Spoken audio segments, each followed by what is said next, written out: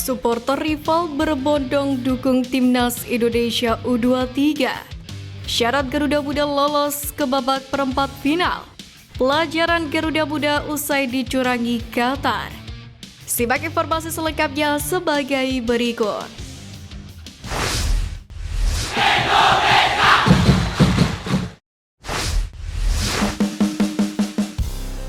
Kontroversi kecurangan Qatar, timnas Indonesia U23 banjir dukungan.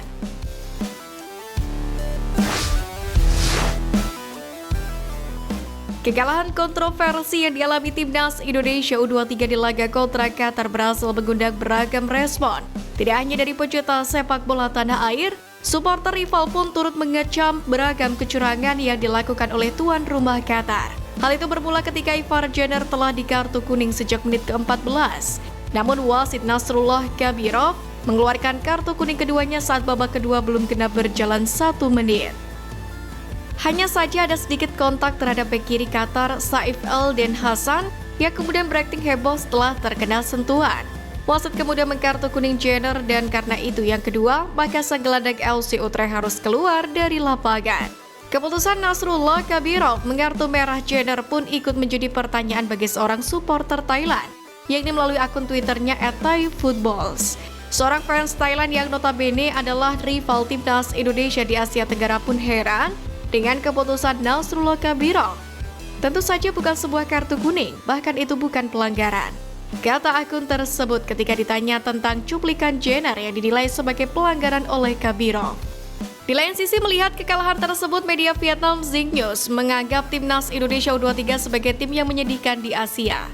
Dijelaskan dalam artikel bahwa timnas Indonesia U23 tidak mampu berbuat banyak meski diperkuat 3 pemain keturunan, seperti Ivar Jenner, Rafael Struijk, atau Dayton Joeon.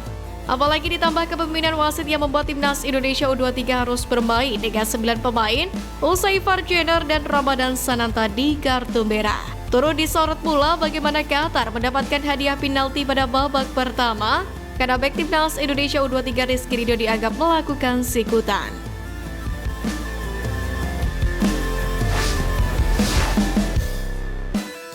Pelajaran Garuda Muda usai dicurangi Qatar. Pertama, hindari demam panggung. Timnas Indonesia U23 terlihat demam panggung terutama di babak pertama. Bermain di depan puluhan ribu pendukung tuan rumah, aneh kasus Sintayong sulit keluar dari tekanan. Umpan-umpan yang dibuat juga sering tidak mengenai sasaran. Alhasil di babak pertama penampilan Indonesia cukup jelek dan minim memberikan ancaman kepada gawang Qatar.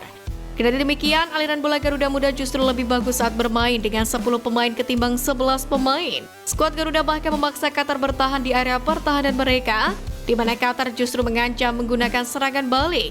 Skuad Garuda juga membuat lebih banyak percobaan tembakan di babak kedua ketimbang babak pertama.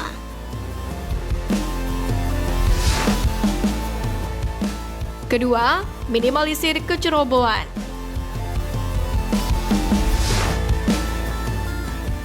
Satu hal yang jadi pelajaran mahal bagi timnas Indonesia U23 adalah kecerobohan harus diminimalisir. Karena itu membawa petaka bagi Indonesia. Kecerobohan pertama di laga ini dibuat oleh Rizky Ridho. Sang kapten terlihat memberikan sikutan kepada penyerang Qatar sehingga Qatar mendapatkan penalti dan berbuah gol pertama di laga itu. Meski kembali lagi hal tersebut terpengaruh oleh keputusan kontroversi wasit. Kecerobohan kedua dibuat oleh pemain pengganti Ramadan Sananta. Sang striker membuat pelanggaran yang tidak perlu sehingga berbuah sang striker mendapatkan kartu merah.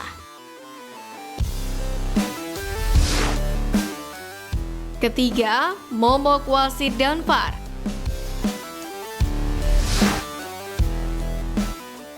Wasit dan VAR benar-benar menjadi momok bagi timnas Indonesia U23 di laga kontra Qatar. Keputusan VAR pertama yang merugikan Indonesia adalah insiden penalti di akhir babak pertama. Awalnya insiden itu tidak dinyatakan penalti, namun VAR meminta wasit untuk Nasrullah Kabirov untuk memeriksa layar dan memberikan penalti kepada Qatar atas insiden itu. Kerugian kedua yang diberikan wasit kepada Indonesia di laga ini adalah kartu merah Ivar Jenner di awal babak kedua. Dalam tayangan ulang, Jenner tidak melakukan kontak dengan pemain Qatar karena ia langsung melompat.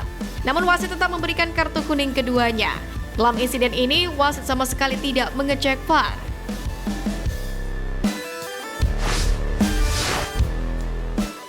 Telan kekalahan di laga perdana syarat lolos perempat final terbuka.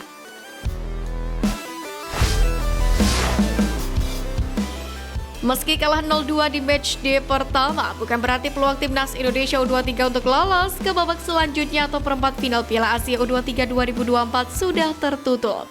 Skuad asuhan Sintayong terbantu hasil laga lain di grup A, timnas Australia U23 versus timnas Yordania yang berakhir imbang 0-0. Saat ini puncak klasmen sementara grup A Piala Asia U23 2024 sendiri ditempati oleh timnas Qatar U23 dengan 3 poin. Disusul Australia U23 dan Yordania U23 di posisi 2 dan 3 dengan 1 poin. Di posisi juru kuncing ada timnas Indonesia U23 dengan 0 angka. Kendati demikian, Garuda Muda hampir pasti lolos ke perempat final Piala Asia U23 2024 jika mampu menyapu bersih 2 laga sisa kontra kemenangan. Sesuai jadwal, timnas Indonesia U23 akan bersua Australia pada Kamis 18 April pukul 20.00 waktu Indonesia Barat dan Yordania pada hari Minggu 21 April 2024 pukul 22.30 waktu Indonesia Barat. Ditambah lagi, Piala Asia U23 2024 juga menerapkan head-to-head, baru perbedaan selisih gol untuk posisi akhir di klasmen. Menang atas 2 persaing tentu memberikan keuntungan tersendiri. Dengan begitu, Indonesia tak perlu bergantung pada hasil-hasil di laga lain. 6 poin juga setidaknya menggaransi posisi sebagai runner-up grup.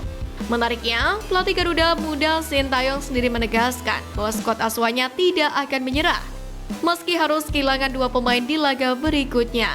Sintayong sendiri mengaku bakal berjuang demi Merah Putih dengan pemain seadanya.